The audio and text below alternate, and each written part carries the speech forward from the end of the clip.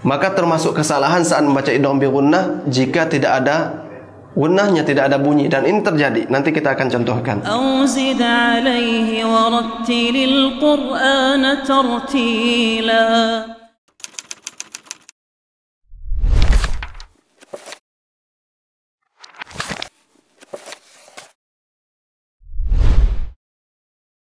Bismillah, assalamualaikum warahmatullahi wabarakatuh. Alhamdulillahi wa kafa, wassalatu wassalamu ala nabiyyil mustafa wa ala alihi wa ashabihi wa man tabi'ahum bi ihsanin ila yaumin la raiba fihi, amma ba'd. Para pemirsa, azani Allah wa iyyakum jami'an, kita kembali dalam program serial video buku panduan tahsin tilawah Al-Quran Karim jilid yang kedua. Yang pada pertemuan kali ini insyaallah kita akan melanjutkan pembahasan ahkam nun sakinah dan tanwin, hukum nun sukun dan tanwin.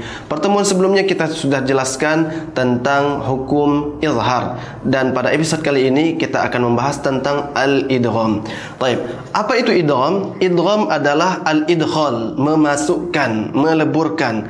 Adapun secara istilah yang dimaksud dengan idgham adalah idkhalu harfin sakinin fi harfin mutaharrikin bihaitsu yasiran harfan wahidan musyaddadan yartafi'ul lisan 'inda an-nutqi bihima irtifa'atan wahidatan. Ya, panjang ya.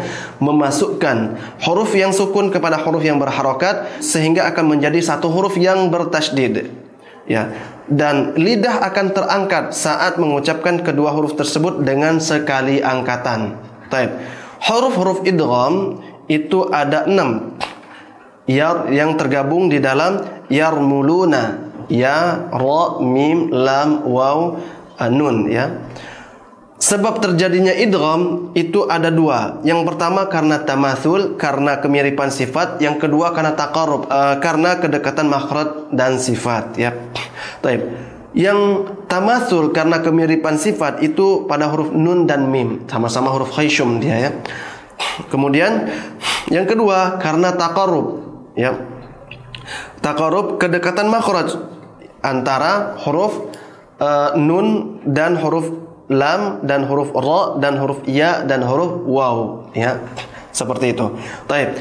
Idgham terbagi menjadi 2 berdasarkan dengan hukum nun sukun dan tanwin. Idgham di sini terbagi 2. Ada idgham bi gunnah, ada idgham bila gunnah. Ini berdasarkan hukum nun sukun dan tanwin. Nanti kita akan bahas lagi, ada idgham lagi di pembahasan mim sukun, berdasarkan mim sukun. Nanti ada lagi idgham shaghir berdasarkan kemiripan, kedekatan dan seterusnya. Jadi berdasarkan hukum nun sukun dan tanwin, idgham itu terbagi 2, idgham bi gunnah dan idgham bila gunnah. Baik. Yang pertama idgham bi gunnah. Seperti yang tercantum pada pengertian sebelumnya tentang idgham, maka idgham itu adalah al-idkhal, memasukkan dan meleburkan. Nah, bi gunnah artinya disertai dengan gunnah. Jadi meleburkan huruf yang pertama ke huruf yang kedua disertai dengan gunnah. Ya, cara membacanya adalah dengan meleburkan huruf yang sukun yang pertama, yaitu nun sukun, kepada huruf berikutnya, huruf-huruf idgham bi gunnah yang berharokat, ya. Dan di dalam penulisan Al-Quran biasanya ditandai dengan tasydid, ya, ditasydid, gitu. Nah, setelah dileburkan maka didengungkan bunyinya, ya, bunyinya masuk ke rongga hidung. Maka termasuk kesalahan saat membaca idgham bi gunnah jika tidak ada gunnahnya, tidak ada bunyi, dan ini terjadi. Nanti kita akan contohkan. Kemudian yang ketiga, tahan bunyi dengung atau gunnahnya selama 2 harokat, ya. Nah, idgham bi gunnah ini terbagi menjadi 2 macam. Ya, yang pertama idgham bi gunnah ini menjadi idgham kamil, yang kedua idgham naqis. Idgham kamil maksudnya adalah sempurna melebur. Jadi baik segi makhraj ataupun sifat itu melebur sempurna ke huruf kedua, ke huruf berikutnya. Adapun naqis adalah berkurang, maksudnya adalah tidak sempurna, tidak semuanya melebur ke huruf kedua, masih menyisakan sifatnya. Yaitu kalau yang kamil terjadi pada huruf mim dan nun, kalau yang naqis terjadi pada huruf ya dan waw. Jadi huruf idgham bi gunnah itu ada 4. Huruf ya, nun, mim dan waw, atau disingkat dengan yanmu. Nah, dari 4 huruf ini, nun dan mim itu masuk kategori idgham kamil. Maksudnya adalah ketika nun sukun bertemu dengan huruf nun dan mim, maka huruf nun sukun itu tidak dianggap lagi, langsung full melebur ke berikutnya. Tapi ketika nun sukun bertemu dengan huruf ya dan waw, maka disebut dengan idgham naqis. Artinya dileburkan ke huruf berikutnya tapi masih menyisakan sifat gunnah. Bukan berarti hilang semua. Ya, nun sukunnya udah dianggap lagi. Misalnya nun sukun bertemu dengan ya, mayyaqulu, jadi enggak ada gunnah gitu. Enggak juga. Tapi dileburkan ke huruf berikutnya dari segi pengucapan, gunnahnya atau sifat huruf pertama masih ada, yaitu sifat gunnahnya masih ada. Gunnah seperti itu. Taib. Nah, di antara bentuk ketidaksempurnaan saat membaca idgham bi gunnah adalah meninggalkan gunnah seperti yang kita sampaikan tadi. Nah, contohnya itu ketika nun sukun bertemu dengan ya atau waw. Karena ini idgham naqis ya. Maka seringkali ketika nun sukun bertemu dengan ya atau waw dibaca seperti itu. Tidak ada gunnah. Wa minan nasi may yaqulu may salah ini ya.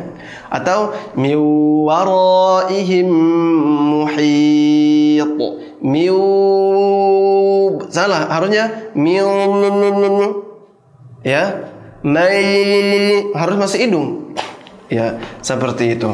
Nah, misa'azani Allah wa iyyakum jami'an, kita akan coba berlatih bersama untuk huruf idgham bi gunnah. Silahkan diikutin rekam bacaannya, dan kalau memang bergabung dalam grup WhatsApp yang kami bimbing bisa dikirim ke sana, nanti kita koreksi bersama.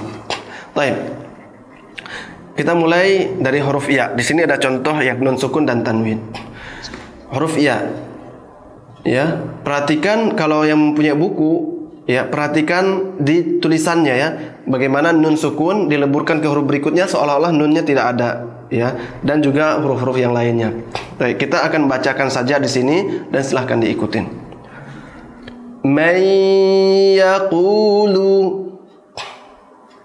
Kemudian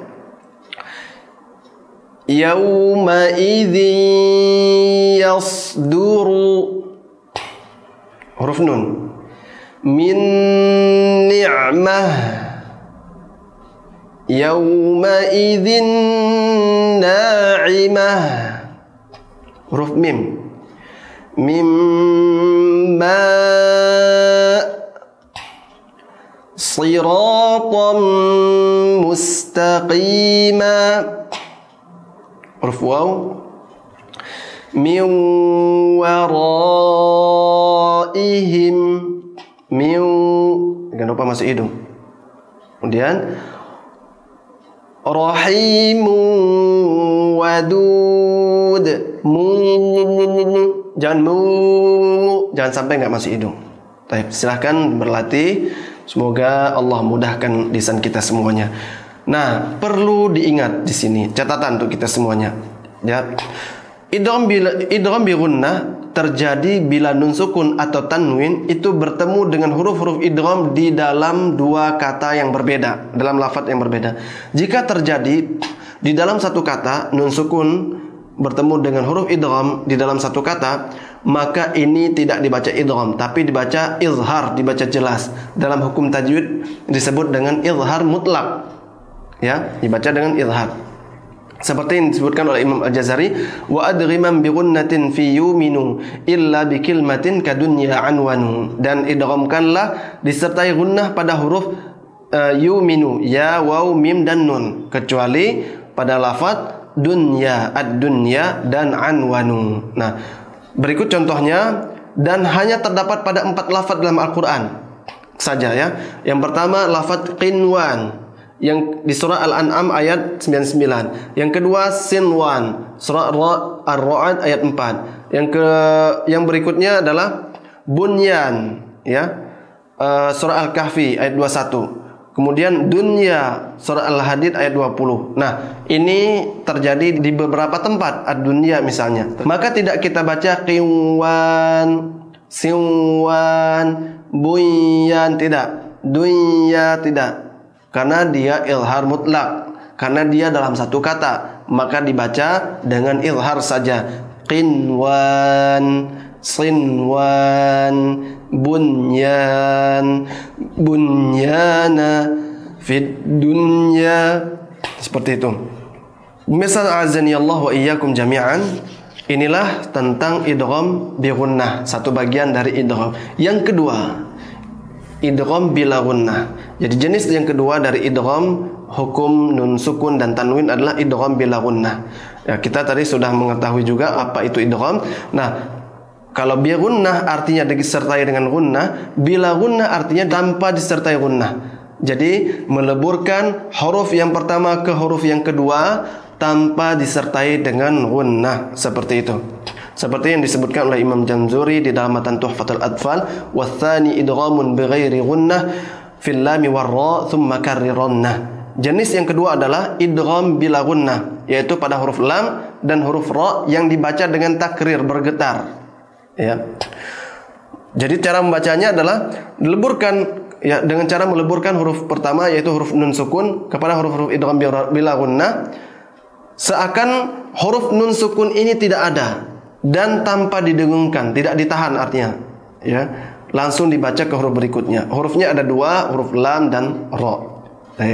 Nah, contohnya, dan ini semuanya idgham kamil, sempurna. Jadi sempurna dilebur ke huruf berikutnya, tidak ada lagi dengung sama sekali, tidak ada lagi bunyi huruf nun, makhraj huruf nun, itu semuanya melebur, dianggap huruf berikutnya, seperti itu. Nah, kita akan bacakan contohnya, ya, dan perhatikan di buku antum masing-masing bagaimana perubahannya, ya. Itu di tulisannya. Taib. Huruf lam, mil, bukan min tapi mil, langsung ke lam, mil ladunhu. Kemudian khairul laka. Taib. Huruf ra, mir rabbihim tawwabar rahima. Nah, gampang sekali kalau ini sebenarnya, enggak usah masuk hidung, ya, sudah selesai. Taib. Alhamdulillah, demikian pembahasan untuk idgham dari segi hukum nun sukun dan tanwin di pembahasan kali ini. Walillahil hamdu wal minnah wa jazakumullahu ahsanal jazaa. Wassalamu alaikum warahmatullahi wabarakatuh.